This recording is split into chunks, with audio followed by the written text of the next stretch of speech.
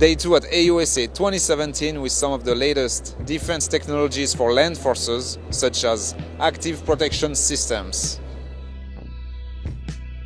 Good morning, my name is Kevin Sims and I'm a Director of Business Development with General Dynamics Ordnance and Tactical Systems. Here we have a variant of our flyer vehicles, which are based off of a vehicle program we have with SOCOM called GMV 1.1. And what we're doing today is we're illustrating some of the goods that we offer aside from the vehicles.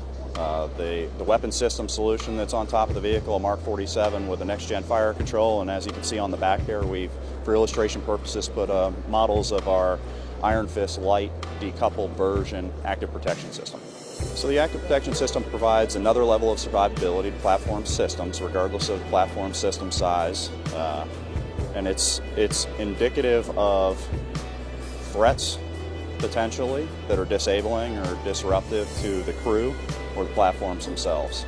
It makes the platform more survivable to the crew and the vehicle itself. So what we have here is the Iron Fist Light, and you can see that it has multiple interceptors, 2 interceptors per pedal.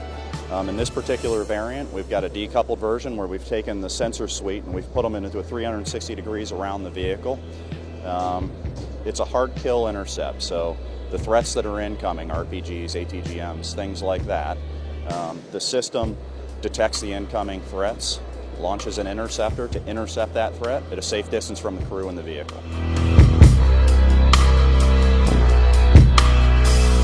I'm Michael Leary with Leonardo DRS. I'm the Director of Survivability and Lethality.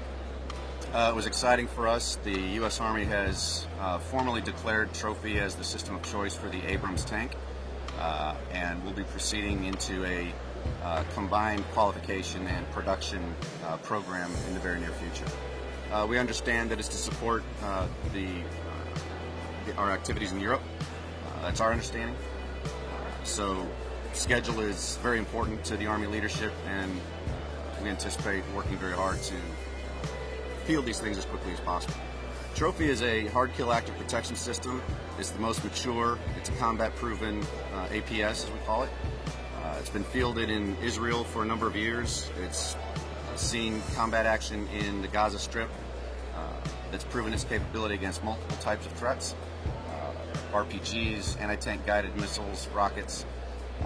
And it's because of its maturity and the fact that it's in production now that I think has really driven our Army to take a closer look and now finally to make the decision that they have to put it on the M1 tank.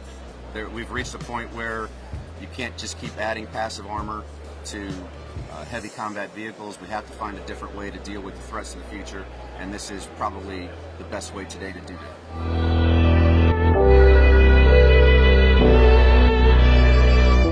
Hi, I'm Dave Harold from BAE Systems, the Director of Business Development here. Well, what we'd like to talk to you a little bit about today is what we're doing in the field of precision-guided munitions and guided weapons.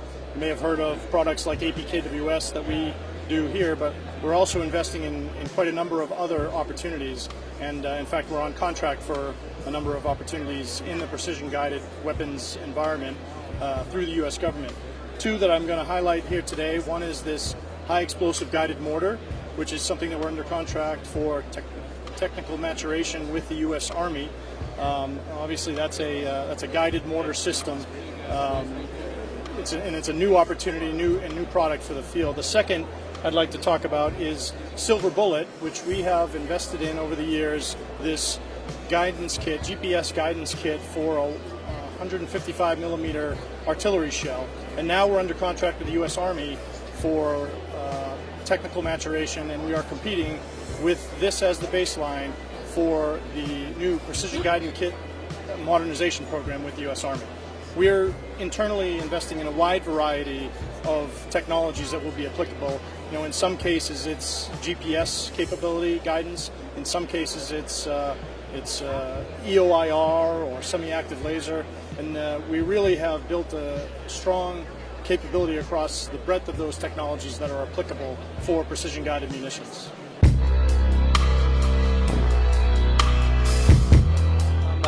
Jim Scanlon. I'm the Senior Vice President, General Manager for Defense Solutions Group here at SAIC. The big thing that we've announced here at AUSA is in combination with our partners ST Kinetics and CMI Defense that SAIC is going to pursue the Mobile Protected Firepower program. We're bringing forward a solution that we think is a very viable, credible alternative to the OEMs that we are positioning us for the competition in this upcoming March timeframe. So SAIC will be the prime contractor. We've got responsibility for the overall design authority for the program, supply chain management, execution of the program.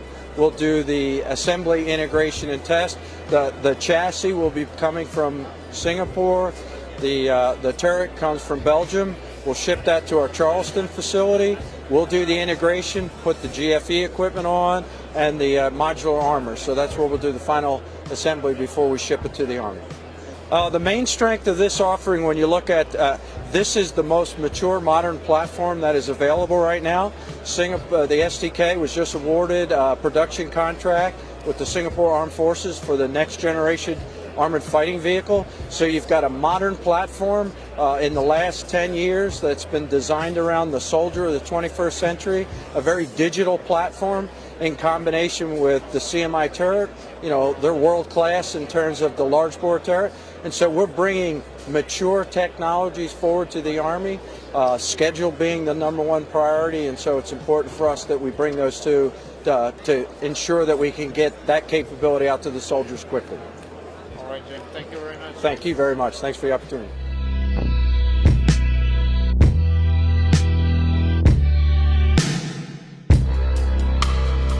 Good afternoon, Xavier. I'm Regis Luther, Vice President of Technology and Engineering for AM General.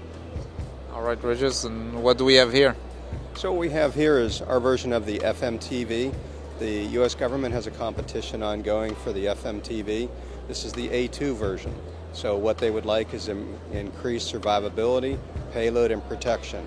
And what we've done here in this vehicle is combine all three into the cost-effective vehicle you see behind you. What do you think are the key strengths of your design? So the key strength of our design is we balance the iron triangle in a future method to be competitive with the RFP. So the award for the RFP will be after the close of the year, and it'll be for a 5-year contract with 2,500 vehicles.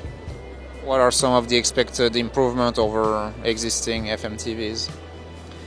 We have increased survivability, which is the big one for the soldier, increased mobility for the soldier, and increased ride quality for the soldier. In addition, we've made the cab physically larger so that the 95th percentile male is comfortable at all locations.